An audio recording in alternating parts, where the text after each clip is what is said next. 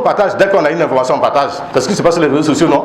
Quelqu'un nous balance une information, quelque chose s'est passé ailleurs, on parle de quelqu'un, toi immédiatement tu balances. Tu n'as pas vérifié. Donc tu es comptable des péchés de la personne. Parce que souvent, tant que l'autorité sanctionne, tu insultes quelqu'un à travers les réseaux sociaux, il faut que tu fasses la prison. Il faut que tu fasses la prison pour que ça serve de leçon. C'est la même chose dans la circulation routière. Quand on commence à sanctionner, donc les enfants sont laissés à eux-mêmes. Donc les enfants sont instruits. Beaucoup de nos enfants, là, ils ont des licences, des BPC, des doctorats. Mais dans la tête, qu'est-ce qu'il y a? Dans le cœur, qu'est-ce qu'il y a? Et ce sont ces mêmes enfants qui sont dehors. Aujourd'hui, l'imam a parlé de la responsabilité de la parole, surtout à l'ère des réseaux sociaux. Il nous a interpellés sur notre responsabilité en tant que... C'est qu'en tant que musulmans, tout un chacun, nous devons mesurer nos propos. Parce que Dieu nous dit que tout ce que nous dirons, cela sera compté le jour de la rétribution. Et de ce sermon, en tout cas, ce qu'on a retenu, c'est l'exhortation, en tout cas, à faire attention à tout ce que nous disons.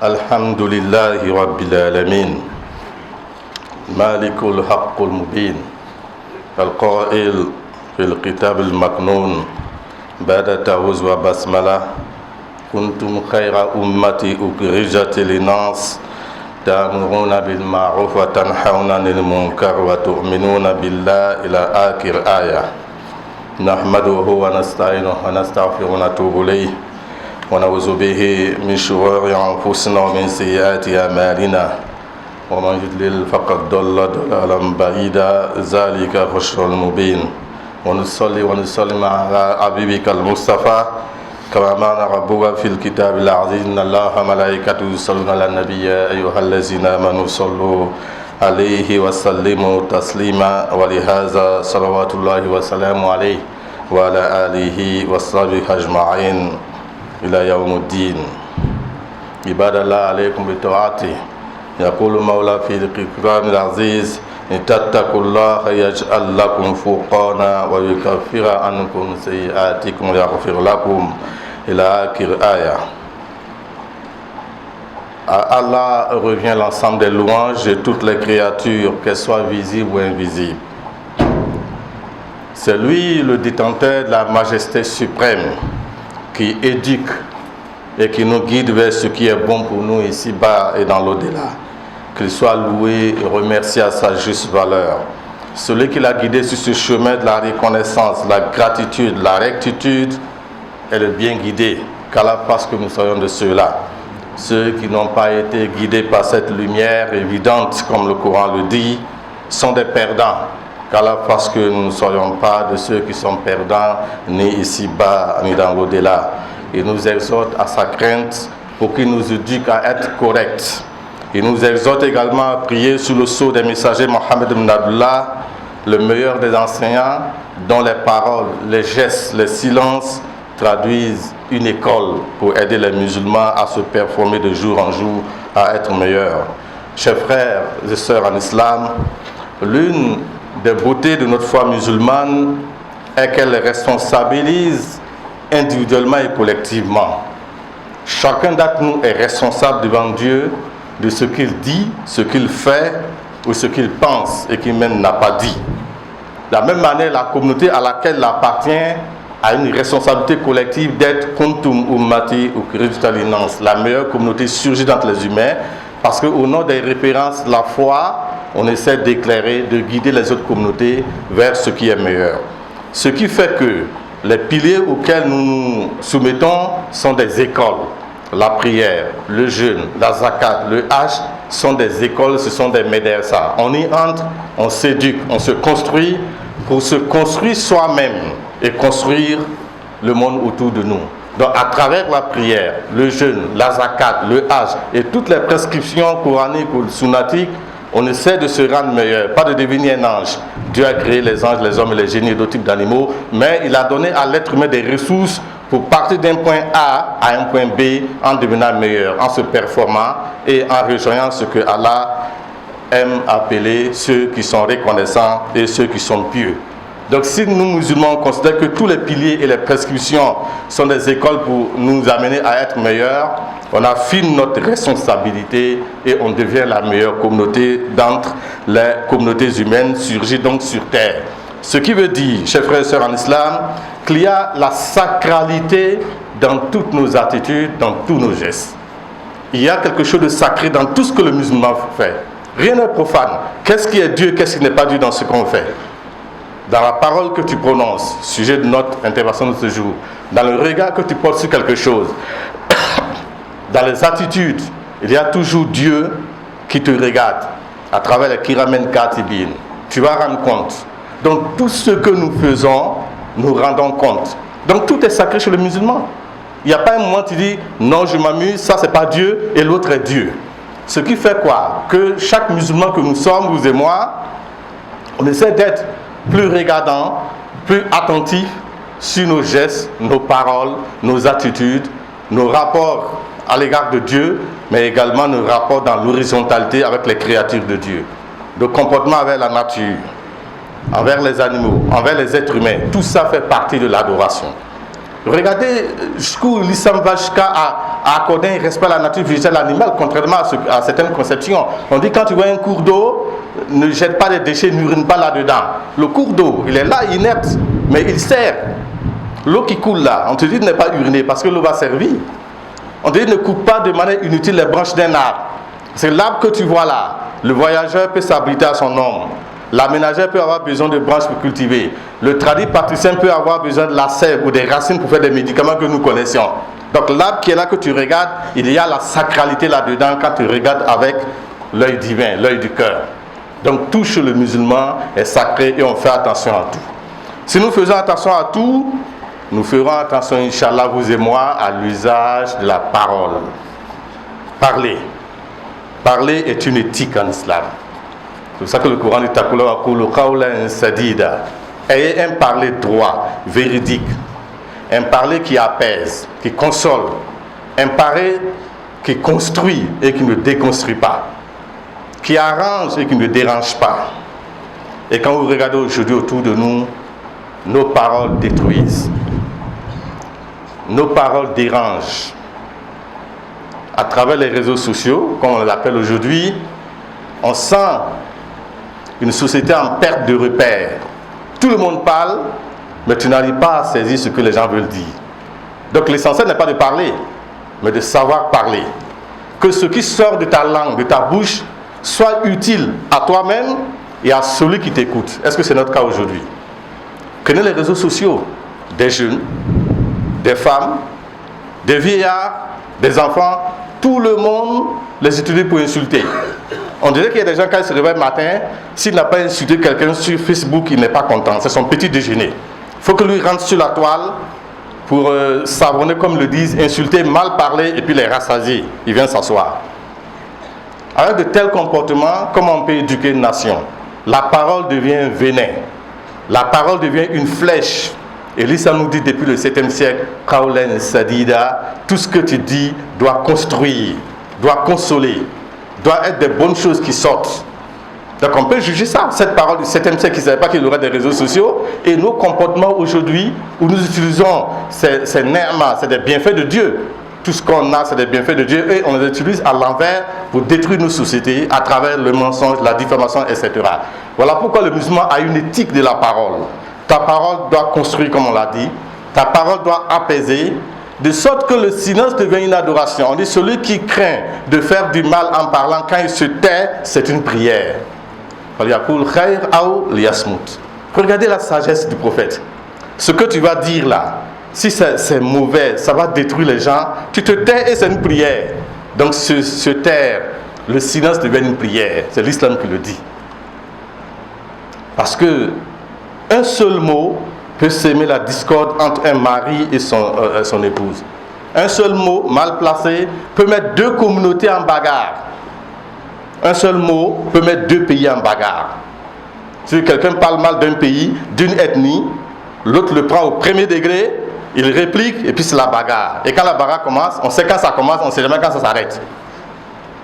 Au-delà de la parenté à plaisanterie, si des moussis commencent à insulter des peuls, des samots, insultent des boabas, et qu'on sort du cadre de la plaisanterie, que des gens prennent ça au premier degré, vous entraînez une bagarre. Et vous ne pouvez plus arrêter. Quand le feu est allumé dans ce genre de choses, vous ne pouvez plus allumer parce que c'est le domaine de la passion. L'ethnie, la race, la religion, la classe sociale sont des identités meurtrières quand on les utilise mal. Voilà pourquoi, chers frères et sœurs en islam, nous musulmans, nous devons éduquer notre parole. Que chacun, moi y compris, on éduque notre parole. Parce que tu seras questionné. Les mots que tu sors là, mais Allah va te demander des comptes. Ton mot que tu as sorti là, c'est pourquoi? C'est pour insulter? C'est pour calomnier? C'est pour arranger ou c'est pour détruire?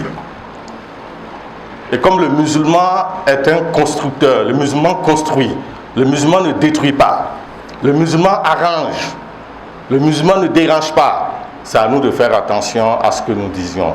Quand nous sommes sur la toile, on ne peut plus l'éviter aujourd'hui, c'est des réalités du monde moderne. Chacun d'entre nous a un compte, peut-être Facebook, TikTok, on est sur le net. Tu vas les utiliser pour des raisons professionnelles, mais il faut te limiter à des raisons professionnelles ou des raisons d'apprentissage. On écoute des oiseaux aujourd'hui à travers les réseaux sociaux. Ça, la parole devient éducatrice. Mais si tu vas pour autre chose, pour déceler des failles, des faiblesses des gens, détruire, mentir, tu sors dans le cadre de l'éducation musulmane. Donc c'est un rappel important aujourd'hui où ces paroles sur ces réseaux sont en train de s'aimer la haine, le désordre, la discorde entre les communautés burkinabées et ce n'est pas normal. On ne doit pas trouver un musulman dans ce fait-là. Autre chose que l'islam dit, la vérification des faits pour éviter de porter atteinte à l'honneur des gens. Parmi les principes de la charia chez nous, musulmans, il y a le fait de préserver l'honneur, la dignité, les biens, la raison, la filiation de ton frère ou ta soeur. Son honneur est sacré. Ton frère qui est assis à côté de toi là, rien ne doit t'amener à attenter à son honneur. Donc quand on te donne une information sur quelqu'un, sur quelqu'une, sur une communauté, sur un pays, toi musulman, tu te dis, ah oui, c'est vrai. Non, c'est pas vrai. L'islam dit de vérifier l'information, de voir en quoi cette information est capitale, elle est juste, elle est honnête, elle ne détruit pas, avant de te l'approprier et de partager. Nous, on partage, dès qu'on a une information, on partage. Parce que c'est pas sur les réseaux sociaux, non? Quelqu'un nous balance une information, quelque chose s'est passé ailleurs, on parle de quelqu'un, toi, immédiatement, tu balances. Tu n'as pas vérifié. Donc, tu es comptable des péchés de la personne. Parce que souvent, ce sont des mensonges, souvent, c'est la délation, souvent, c'est la provocation sur l'honneur, la dignité d'hommes et de femmes que tu ne connais même pas. Tu as une information sur quelqu'un qui est assis à Abidjan, qui est au Gabon, qui est au Pakistan. Toi, tu lis seulement ton travail, c'est de balancer. C'est vrai, c'est faux, c'est pas ton problème. Tu t'imagines des péchés que tu es en train de ramasser? Parce que quand toi, tu balances, quelqu'un d'autre est en train de lire. Donc, tu as été une courroie de transmission, un sabab pour salir l'honneur, la dignité d'un frère, d'une sœur ou d'une communauté. Sortons de ça. Notre rôle n'est pas de transmettre des fausses informations. Notre rôle est d'apprendre, de capter l'information pour qu'elle nous éduque nous-mêmes et à nous tous, on partage l'information juste, vraie, qui également peut nous aider à éduquer notre communauté. Voilà pourquoi il est important de lancer un appel à nos décideurs, aux premiers responsables, de, comment on peut appeler, pas jouer aux policiers, aux gendarmes, mais les réseaux sociaux doivent être encadrés. Aujourd'hui, il y a du désordre. Tu te lèves chaque matin, tu es dans ta chambre, tu mets un rideau, tu mets des caméras, voilà, tu insultes tout le monde, comme tu veux. Puis après, tu fermes ta porte du tarot au marché. C'est ce qui se fait au Burkina. Il n'y a pas de contrôle. Il est temps que l'autorité sanctionne. Tu insultes quelqu'un à travers les réseaux sociaux, il faut que tu fasses la prison. Il faut que tu fasses la prison pour que ça serve de leçon. C'est la même chose dans la circulation routière. Quand on commence à sanctionner, les Burkinabés deviennent sérieux. Quand les policiers disparaissent des feux, on recommence notre mauvaise habitude. Il faut sanctionner. Il n'y a jamais de société humaine sans loi dure, sans sanction. Si on laisse tout le monde aller en désordre, on va s'insulter. Chaque matin, on s'insulte. et ça ne construit pas une société. Donc c'est un appel aux autorités, il faut trouver des lois dures après une période de sensibilisation pour sanctionner ceux qui, à travers les réseaux sociaux, insultent des gens sans raison valable. Atteinte à l'honneur des gens, à leur moralité, ce n'est pas juste et c'est même pas digne d'être burkinabé. Quand on dit burkinabé, c'est l'intégrité, c'est le minimum. Si on ne peut pas être burkinabé quand on redevienne voltaïque, là ça ne veut rien dire. Si on dit on est burkinabé, c'est un symbole d'intégrité et on se protège et on protège les autres et ça c'est important. Voilà pourquoi, pour terminer, j'en appelle donc à revenir aux fondamentaux de l'éducation familiale. Nous sommes dehors ce que nous étions dedans. Chacun d'entre nous vient d'une famille. Ce que tu es dehors là, ça a commencé quelque part. Quelqu'un qui a habité à insulter les gens dehors, qui a le même âge que son grand frère, qui a le même âge que son père, il a commencé ça où? C'est chez lui. Quand tu insultes ton grand frère à la maison, tu insultes ta grande soeur, tu manques de respect à ta maman, à ton père, mais le papa de quelqu'un, c'est pas un papa. La maman de quelqu'un dehors, c'est pas une maman. Tu t'en fiches de quelqu'un, comme beaucoup de nos jeunes aujourd'hui. Donc il y a des travers dans notre éducation familiale. Il faut que les familles burkinabées, qu'elles soient musulmanes, catholiques et protestantes, reviennent aux fondamentaux de l'éducation familiale. La première école, c'est la famille. La première école de nous tous là, c'est la famille. C'est là-bas qu'on sera mature avant de partir à l'école primaire, à l'école professionnelle, etc., etc. Mais aujourd'hui, l'éducation familiale a pris un coup. Des réalités, on sort matin, on rentre la nuit. Hein. Nous tous, on sort chercher l'argent. Beaucoup d'entre nous, quand on sort matin, c'est la nuit qu'on rentre à la maison. Et quand on rentre à la maison aussi, on est sur nos portables, la télévision, donc les enfants sont laissés à eux-mêmes. Donc les enfants sont instruits. Beaucoup de nos enfants, là, ils ont des licences, des BPC, des doctorats. Mais dans la tête, qu'est-ce qu'il y a? Dans le cœur, qu'est-ce qu'il y a? Et ce sont ces mêmes enfants qui sont dehors, qui manquent de respect à tout le monde, parce qu'ils ont pris ça quelque part. Ils n'ont pas eu la lumière à la maison. Donc c'est un appel pour moi, pour vous. Revenons aux fondamentaux de l'éducation familiale. C'est là-bas qu'on construit un être humain. C'est là-bas qu'on apprend les bonnes attitudes. C'est là-bas qu'on dira à chaque enfant, quand tu sors là, sois bon, sois juste, respecte tout le monde. Dieu lui-même respecte la créature. Quand tu vois un être humain, respecte-le. Quand tu veux faire le bien, fais le bien. Tu vois le mal, essaie de voir comment tu peux l'endiguer. Et si on manque cette éducation familiale, on va produire de génération en génération des enfants. Ils sont bien en forme, bien gros, bien habillés, avec des gros diplômes, mais rien dans le cœur et dans la tête. Et ça, ce n'est pas bon pour un pays. Donc revenons à ce que l'islam a dit. L'exemple, c'est Luqman. Luqman al-Hakim, quand vous lisez la sourate 31, on voit un exemple d'éducation familiale où Luqman convie sa famille, ses enfants, son épouse, pour avoir des séances de dars, d'éducation. On peut avoir la même méthode, ça peut être par semaine, ça peut être par mois, où madame, les enfants sont là et on parle de Dieu, on parle des hadiths, on parle du prophète, on parle des bonnes attitudes, de bons comportements. La semaine prochaine, on prend un autre thème. Ça, c'est ce que nous devons faire dans nos cours. Nous, moi et vous, c'est ce qu'on doit faire. L'enfant grandit avec de la lumière, il entend, il voit, le cœur apprend, l'âme est nourrie par des vertus. Il grandit avec quelque chose. Il ne grandit pas avec le corps seulement, la taille. Il grandit avec quelque chose. Et cet enfant-là, il va faire du bien à son pays. Parce qu'il saura contrôler sa langue. Donc, c'est une invite à vous et moi pour que nous puissions, Inch'Allah, chers frères et sœurs, revenir à cela. Parce que dans une société apaisée, la parole apaisée joue un grand rôle. Quand les gens sont en paix, c'est parce que les gens parlent bien qu'ils sont en paix. Si on se met tous à mal parler, il n'y aura pas de paix. Même à la mosquée, on va commencer à s'insulter. Voilà pourquoi l'islam a accordé à la parole un droit d'adoration. Bien parler, c'est une prière. Donc, éduquons-nous, éduquons nos langues, nos paroles à être utiles à la société.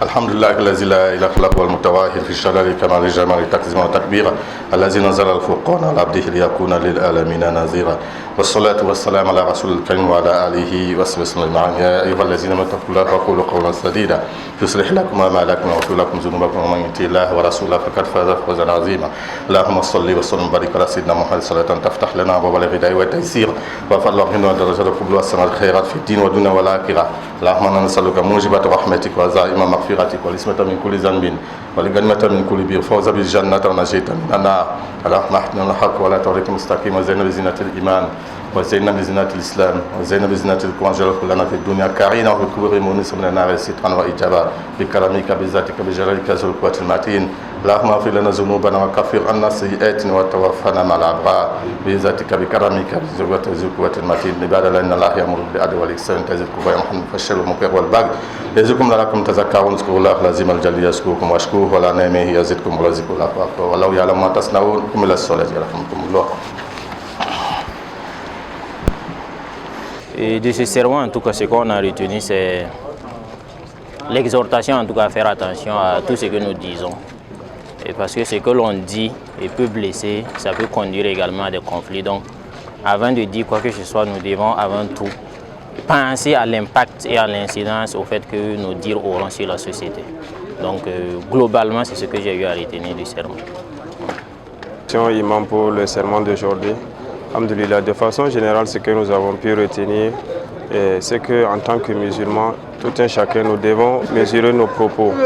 Parce que Dieu nous dit que tout ce que nous dirons, cela sera compté le jour de la rétribution des comptes.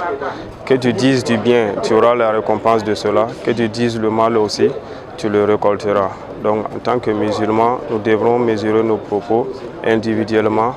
Et encore plus lorsque nous avons des responsabilités. Parce que quand nous occupons des postes de responsabilité, quand nous disons une parole donnée, sa portée est encore plus large que lorsque nous n'avons pas de responsabilité. Donc ça veut dire qu'en tant que personne individuelle, nous devrons mesurer nos propos. Et également, lorsque nous sommes à la charge d'une communauté, nous devons également mesurer nos propos. Toujours dire le bien et rien que le bien. Quand il s'agit du mal, il vaut mieux se taire que de le prononcer. Voilà de façon générale et en résumé ce que nous avons pu retenir du sermon. Salam alaikum wa rahmatullahi wa barakatuh. Aujourd'hui, l'imam a parlé de la responsabilité de la parole, surtout à l'ère des réseaux sociaux. Il nous a interpellé notre responsabilité en tant que parents, éducateurs. Il a insisté sur le fait que la première éducation commençait à la maison, c'est-à-dire les enfants doivent être encadrés, ils doivent être orientés et dirigés. Il a également interpellé les autorités après une phase de sensibilisation, à passer à une phase de répression par rapport aux offenses et aux mensonges, à tout ce qui peut être dit en fait sur les réseaux sociaux, comme calomnie, les uns envers les autres. Donc, voilà.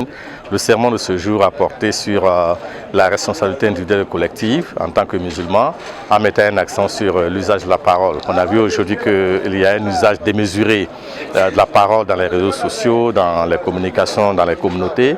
Il est important de rappeler les valeurs de l'islam liées à l'usage de la parole.